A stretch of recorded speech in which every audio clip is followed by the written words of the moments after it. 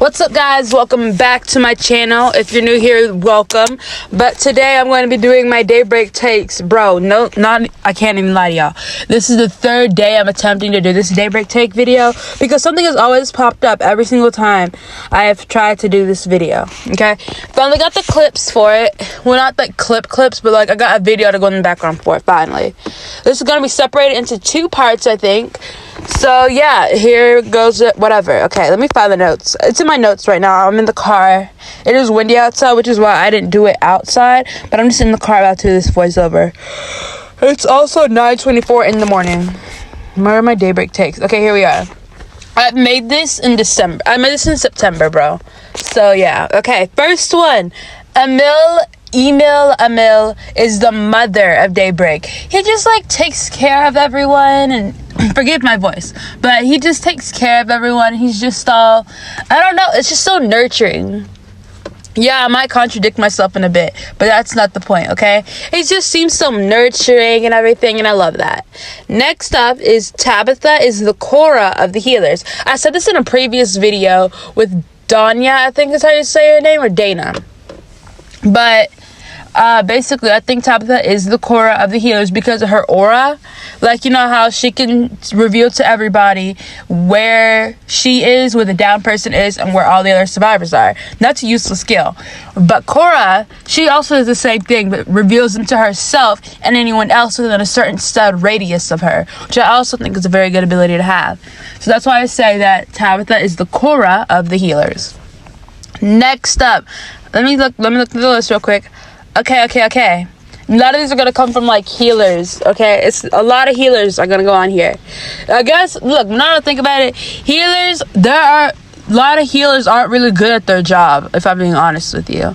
So, yeah. But this one says, trying to tell everyone in the round what to do does not make you the team leader. It just makes you look bossy like a control freak. I also said this in a previous video with the same thumbnail and everything, that this happened to us one time. I was playing in a game with a few people, and we were working together. We got a lot of stuff done. We did good. We used the power of friendship from My Little Freaking Pony, bro. We used the power of friendship and What's Gonna Work teamwork from Wonder Pets to get us this far, and we kept working together and doing good. And the little rat was all like, okay, guys, do this, do that. And people trying to tell you what to do in the round like y'all weren't already previously doing well. It gets so annoying. And if you're one of these, you might not find it annoying, but some people find, like, a lot of people find it really annoying. Especially when it's like they aren't even that high of a level to have enough experience.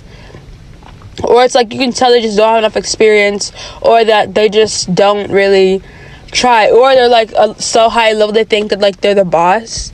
And it's like it's mostly people that just got to level 100 that think, oh my gosh, and I'm finally not a newbie. Or they're like just got to level 1,000 or something, they're like, guys, do this, do that. I'm level 2,000 and I do not try to tell people what to do, mainly because it's like, why? Like, you could suggest things, but why are you out here trying to tell everybody what to do like they haven't already been doing it? That's like somebody saying, guys, do roof gen. Like, you can't see Sarah on the roof gen. Like, you didn't just pass Sarah on the roof gen. You realize how dumb that is? Telling somebody to do something that they're already doing, it's like telling somebody to wash the dishes as they're already washing the dishes. That's dumb. And it gets so annoying so flipping fast. I'm not even joking with y'all. Like, it gets so irritating. Like, stop. But the next take is making risky moves all for the AXP makes you a bad player. And I will stand on this because taking unnecessary risks. Okay, let me go ahead and add this in the next one. It's right under. Taking unnecessary risks just because your ability protects you or gives you EXP doesn't make it okay, and it's selfish. These two go hand in hand, I feel like. Stop making unnecessary risks. And it's always the freaking healers. Or it's like the loopers whose ego are way too big. And it's like you're taking unnecessary risks, and it's all for what? It's like sometimes you might just be a little trolling, or you might be typing or whatever, but it's like purposely trying to revive in front of the killer all because you want that ability or whatever. It's dumb and it's selfish and it's rude. honestly, because then you got that person killed. Everybody wants the XP, obviously, but when you get somebody killed because of it, it gets annoying. It gets so annoying playing with these people because they really do not understand what they did wrong, because they're like, everybody else is trying to get XP, but not everybody else is using the same approach as that person. So then when you try and explain to the person, a lot of the times it doesn't really work out in your favor, you know? And it's like, yeah, so I had my trap out, and the girl was avoiding it. I truly wanted to see if she was just going to step in the trap. It was stalker. I really just wanted to see. I was typing while I did this, too. I wanted to see if she was really going to step in my trap or not. Did I get down? Yes. Did we escape? I didn't escape. I lost. I died. But, I mean, that's just a learning lesson. That's just the lesson that I had to learn, to stop typing near the killer. I had to learn that, and that was all good. But it's just like, we were already cooked, I guess. I don't really know. I think everybody escaped. I think we won at least. But it's like the principality of it all, you know? It's just about the principle and about how you shouldn't really, do dumb things that risk other people's lives in the game. And then another one is, just because you're a healer doesn't... Okay, that already goes hand in hand with the last one, so I'm not going to do that one. Being a healer doesn't mean you get to bully other people into not giving you the down survivor saves.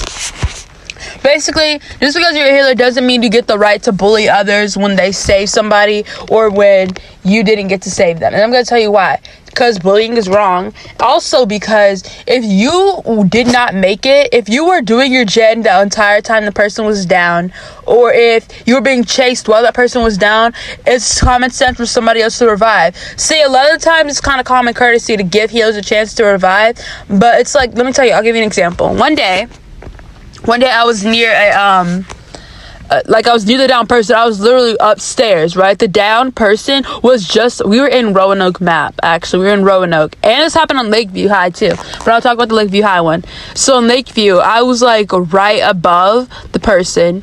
But the healer, I was upstairs in the upstairs classroom near the cafeteria.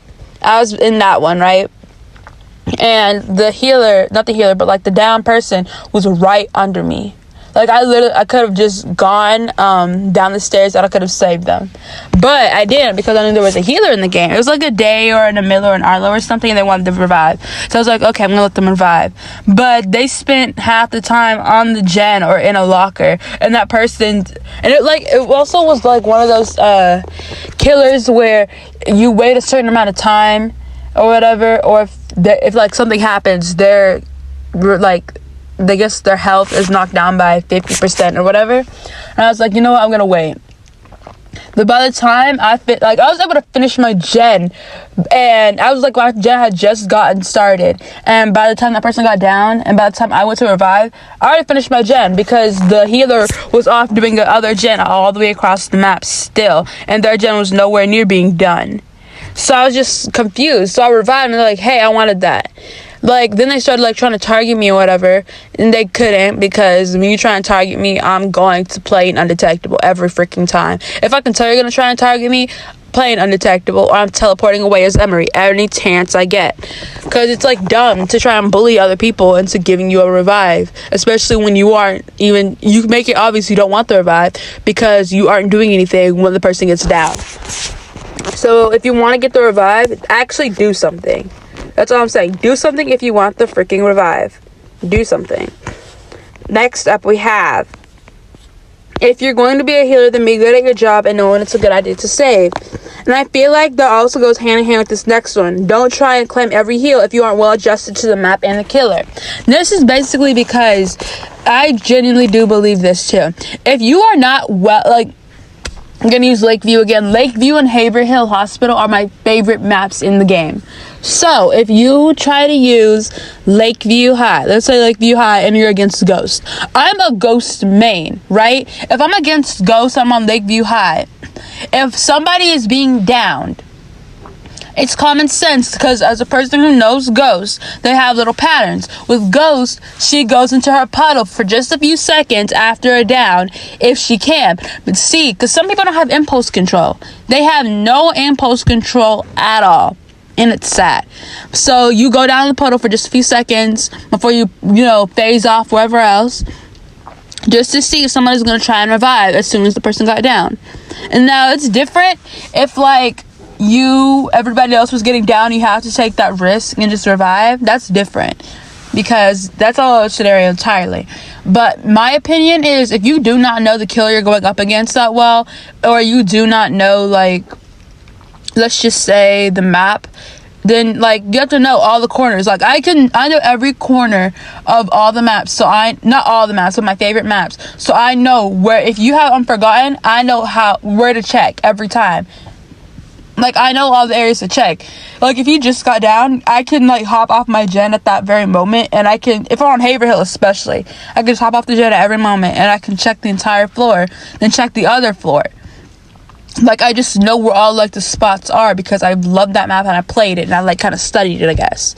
So that's what I think, at least. That's what I'm trying to say. Is don't try and climb every single hill and you don't know where the like the whole thing is, like where everything is or whatever. It's just I just genuinely feel like that, you know.